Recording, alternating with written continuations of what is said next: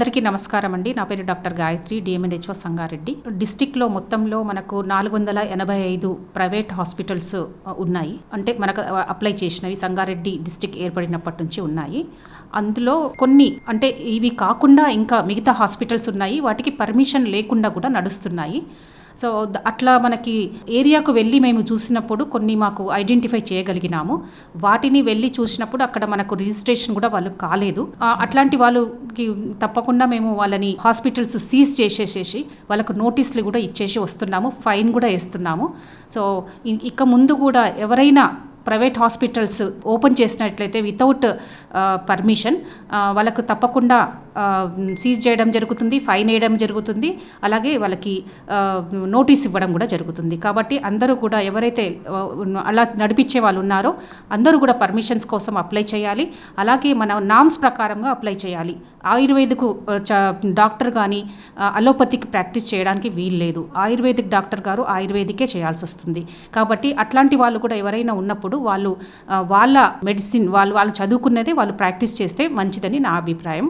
So అట్లా వాళ్ళని కూడా శిక్షించడం జరుగుతుంది, ఫైన్ వేయడం కూడా జరుగుతుంది. మొత్తము జిల్లాలో 485 హాస్పిటల్స్ ఉన్నాయి. మనకి పర్మిషన్ కొరకు అప్లై చేసుకున్న వాళ్ళు ఇంతమంది, ఇంకా ఇలా లేకుండా కూడా చాలా మంది కూడా ఉన్నట్టుగా మాకు దృష్టిలోకి వచ్చింది. కాబట్టి మేము ఏరియాస్ అన్ని తిరిగి కూడా మేము చూస్తున్నాము ఎవరు చేసుకున్నారు ఎవరు లేదు, మనకు తెలిసిపోతుంది మాకు ఎవరు చేసుకున్నారు లేనిది అనేది. అట్లా ఉన్నప్పుడు మేము డైరెక్ట్గా వెళ్ళేసేసి వాళ్ళకి నోటీస్ ఇవ్వడము, సీజ్ చేయడం కూడా జరుగుతుంది. ఇప్పటికీ 5 హాస్పిటల్స్ని క్లోజ్ చేశాము. అందులో 3 హాస్పిటల్స్, 2 డయాగ్నోస్టిక్స్ క్లోజ్ చేశాము. సంగారెడ్డి లోకల్గా చేశాము. అట్లాగే మనము అమీన్పూర్, బిరాంగూడలో కూడా ప్రైవేట్ హాస్పిటల్స్ ఎవరైతే పర్మిషన్ లేకుండా నడిపిస్తున్నారో లేదా వేరే క్లినిక్స్ నడిపిస్తున్నారో వాళ్ళు ఖచ్చితంగా పర్మిషన్ కోసం అప్లై చేసుకోవాలి. అలాగే మా దగ్గర టెంపరరీ పర్మిషన్ ఇచ్చినప్పుడు వాళ్ళు ఓపెన్ చేసుకుని నడిపించాలి, లేకుంటే కఠినంగా శిక్షించబడతారు. సదరం క్యాంప్ గురించి అండి, మనము ప్రతి నెల 2 క్యాంప్స్ మనం అరేంజ్ చేస్తున్నాము. ఒక క్యాంపులో మనము 150 వరకు మనము స్లాట్స్ ఇస్తున్నాము. దాంట్లో మనకు అప్లై చేసుకొని వాళ్ళు మనకు రావాల్సి ఉంటుంది. ఆ మీ సేవలో అప్లై చేసుకొని రావాల్సి ఉంటుంది.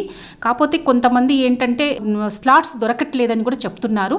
సో దానికి మేము ఇంక్రీజ్ చేయడానికి అంటే దాని కొరకే నేను 2 క్యాంప్స్ పెట్టిస్తున్నాను. 2 కాబట్టి ఈ 300 ఏదైతే మనం చేస్తున్నామో క్యాంపుకు 150 చొప్పున 2 క్యాంప్స్ చేస్తున్నాం కాబట్టి 300 స్లాట్స్ ఇస్తున్నాం. కాబట్టి ప్రతి ఒక్కరు కూడా దీని అవకాశాన్ని వినియోగించుకోవాలని నా మనవి.